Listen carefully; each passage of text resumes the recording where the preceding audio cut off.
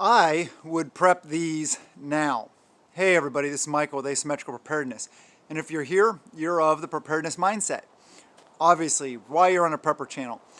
Before I get into the video, let me just right off the bat, please subscribe, hit that thumbs up, share the videos, comment below, and the little heart with the thanks in it, super thanks. If you feel like helping out the channel, helping out me and my family to do the things, to continue to put out good content and everything, I would really appreciate it. There's a lot to preparedness. Preparedness is a way of life. Like I've said in the past, prepping is living insurance.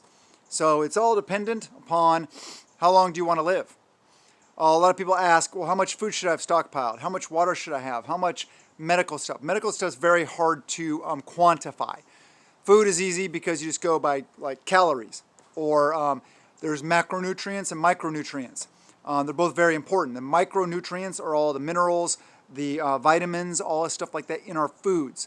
The macronutrients are like the proteins, carbs, and fats. Those are the macronutrients. So we need to balance those. But what would I suggest prepping now? I'm actually going to talk about areas of preparedness, not specific items, because specific items are very difficult because it depends, right? Like I always say, I can't just tell you in your situation, in your area, with your finances, with your family size, with your style property.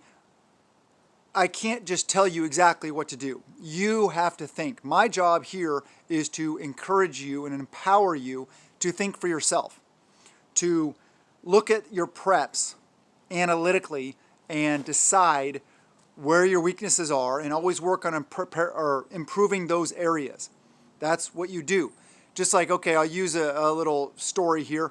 I used to drag race, and I'd see magazine racers, we called them, which are just, you know, kids or people, whatever, you know, older people they look at a magazine and Performance Parts magazine or something like that and be like, oh, well, this adds 15 horsepower, this adds 20 horsepower, this adds 10 horsepower.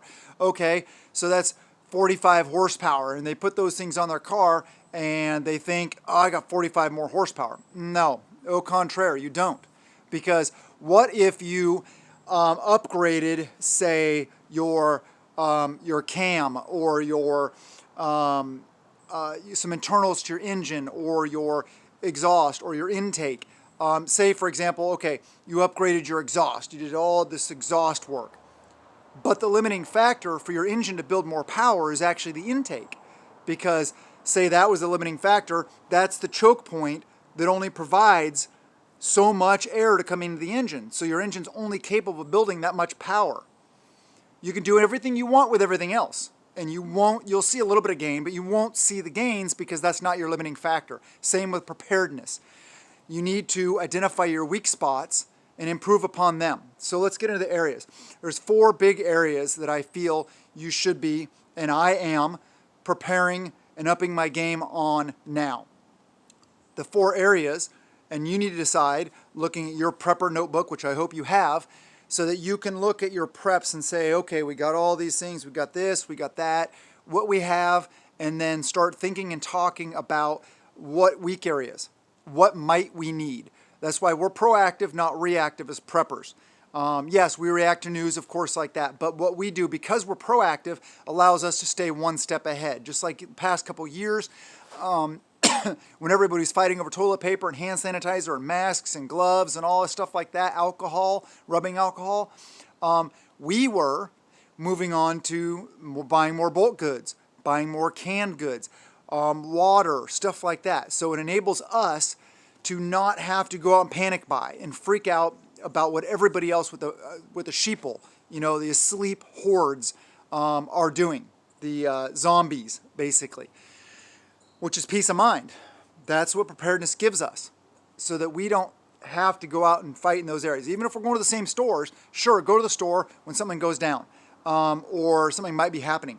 But if we're ahead of the game, then we don't have to go to all the areas where people are freaking out about. Like, say, threat of nuclear war. Everybody starts ordering potassium iodide. Okay, well, if you would have thought ahead and been proactive in your preparedness, you would have already gone down that path. All right, so let's get into the 4 ideas. Let me check the time really quick. Okay, we're good. The 4 main areas. Food, of course, and not to be overshadowed by number 2 also, but we'll get into that in a sec. Food, stockpiling food. There's a lot to stockpiling food. It's not just about beans and rice and seasonings. It's about having a variety of foods and a variety of how much preparation is involved with those foods. So bulk goods, beans, rice, corn, wheat, barley, lentils, all those kind of things are great. But you need to have different aspects of your food storage. Beyond that, the next step I would say is those like prepackaged freeze-dried foods. Speaking of that, as part of your preparedness, don't think I'm trying to tell you just to go out and spend a bunch of money on the part I'm going to talk about now, the freeze-dried stuff, because it is a portion of your system and part of your system, but don't just do that. You need to have the other stuff I'm talking about also. But if you want to get some good of those freeze-dried buckets of foods, I can save you some money, good quality stuff through My Patriot Supply. Their Ready Hour food buckets are really good. We've eaten them. We don't use them that much on a regular basis because I want them as part of my emergency food storage. But preparewithap.com. The link is in the description below. I can save you some money. And yes, it is an affiliate thing, but it's a product I believe in. If you guys know anything about my channel, you know I don't talk about things that I don't believe in, and that I won't eat myself or use myself to protect my family, to keep us alive. So it is an affiliate, so I get a little bit, but I can save you some money, and it's good products that I believe in. So like I said, that's only a portion of your food storage. The other portion would be rations, which are canned goods, MREs, ration bars, things that don't take any preparedness to cook. No preparing, no cooking, no water. You just open up the can and eat it. You open up the MRE and eat it. You don't even have to heat it. You can heat it if you want. If you want a nice warm meal, that's fine. But some of like those emergency ration bars, the Grizzly bars, the SOS bars, the UTS bars, the Daytrex rations, those. We did a taste test a while back. It was me and my kids, and then we marked down, we had all these different categories that we rated them on, and the Grizzly bars were my favorite, followed closely by the SOS bars. So if you're looking for good, yummy food ration bars, the Grizzly bars, oh man, they were so good. I would eat those over a shortbread cookie any day, seriously. And the SOS bars were a really close second. I don't like coconut, but their coconut flavor isn't really coconut. It's more like a vanilla-y. So anyway, look into things like that, as well as you got those pouches of foods like the beans and the Indians, the curries and stuff, like the garam masala and the coconut curries and different things like that, if you like that kind of food. Of course, don't prep foods you won't eat, that you don't like or your family doesn't like. So think about that. Okay, so food preps, and like I said, this is a big part of preparedness, and it's not just stockpiling food. It's also doing what you see behind me, growing your own food, being able to replenish that food storage. Or actually, the best way to go about it is to use your food storage as an emergency protocol when you can't produce, during the months that you can't produce food of your own, growing your own food, raising your own animals. And there's other aspects to it also, hunting. And yes, I get it. Everybody knows, everybody talks about the fact that you shouldn't rely on hunting, because if things go totally crazy, or when things go totally crazy, the game will disappear rapidly. Like in the Great Depression, deer almost went extinct. Well, there's a lot more people in the United States now, so the deer would go extinct a lot quicker.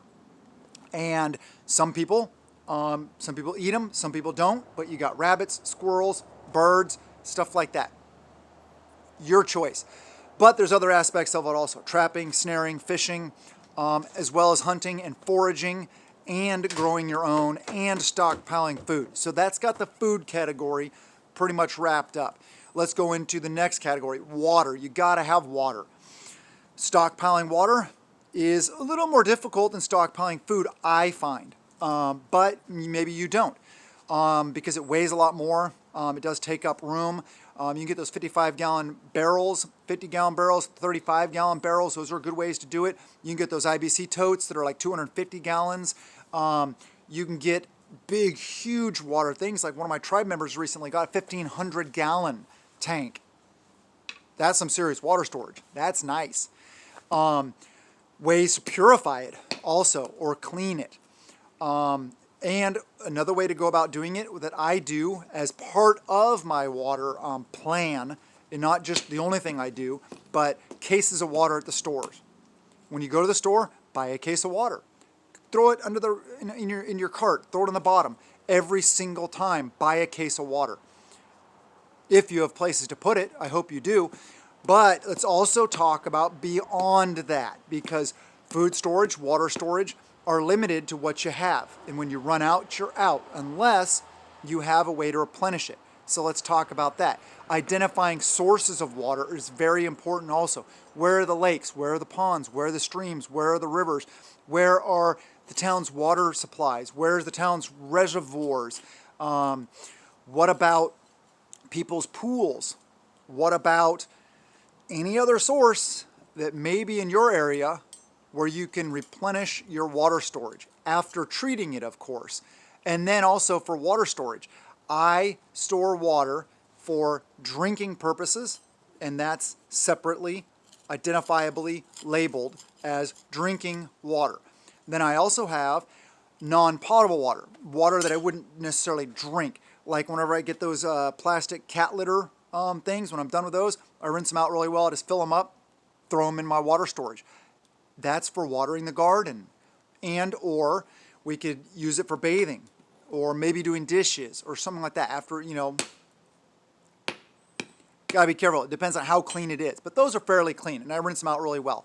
So it's just a tiny little bit of maybe some chemicals from the plastic will leach in. Okay, so what? Water storage in everything I get. One thing I really like are those, the Gatorade bottles about that big, about that big around. Those make great water bottles for your packs. So whenever you're done, if you drink anything like that, juices, the Gatorades, the Powerades, anything like that, then rinse or wash them really well, like sanitize them really well. I usually take the label off, take that off, sanitize them really well, refill them with water, get that positive bubble on top. So when you put the lid on, there's the least amount of air in there as possible. So the least chance of bacteria getting in there as possible. And then I put it in like bug out bags, or I put them in vehicles or whatever, because that's like a grab and go. It's a good water bottle, perfect water bottle. Okay, so past water. Past water, we get into medical. Medical is very important. Like I said, it's not as easy to quantify. It doesn't, you can't just say, oh, you need 500 yards of rolled gauze, because you don't know. And there's so many different things in medical depending on how advanced you get and the availability of getting them. Everything from IV setups to surgical tools to suturing tools. And one thing of note, a lot of people talk about suturing, skin stapling, all those different things like that.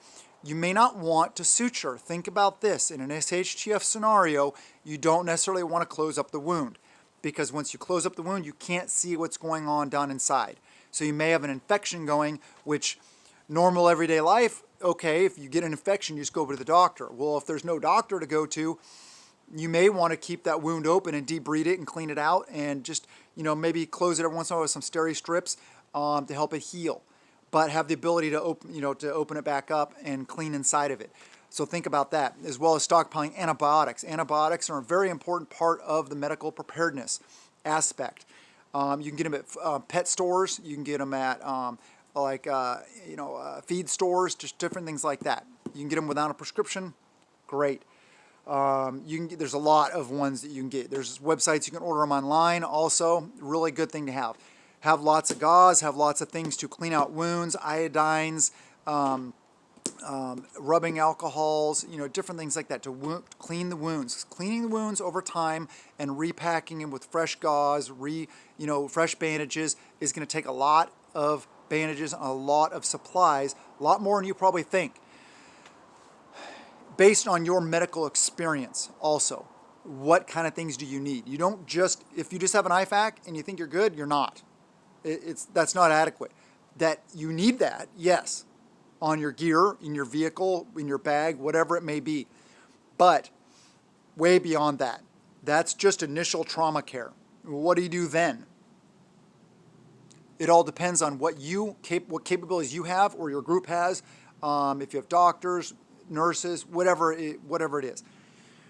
Prepare yourself the best you can medically. All right, so let's get on to the last thing. Number 4, and these aren't in any order, although kind of they are, would be defensive tools capabilities, which means defensive tools, the kind that go pew like that and the kind that go pew like this, and the seeds for them and the seed holders for them, as well as gear.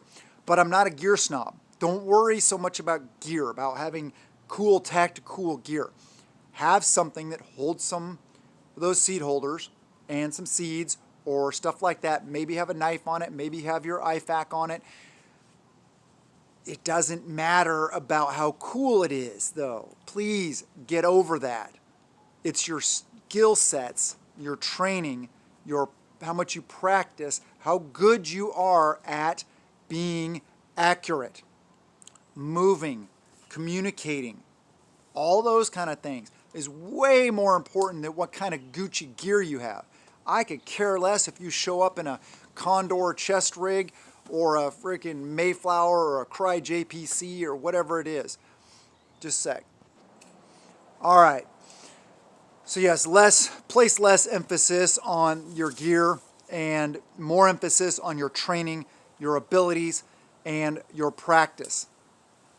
You can get very, very good at tactical skill sets and not have some fancy Gucci gear. It really doesn't matter about that. Let me check the time. All right, we're good. We need to wrap this up, though. I hope you guys liked the video. I hope that you guys are taking this seriously. I hope that this is actually uplifting and empowering you guys to be more prepared, because that's what I want to do here. I love you guys. I care about you guys. I want to build more assets, have fewer liabilities, which means fewer people coming for your stuff and my stuff and or suffering when stuff goes bad. So I love you guys. Have a wonderful day and blessings to you and yours.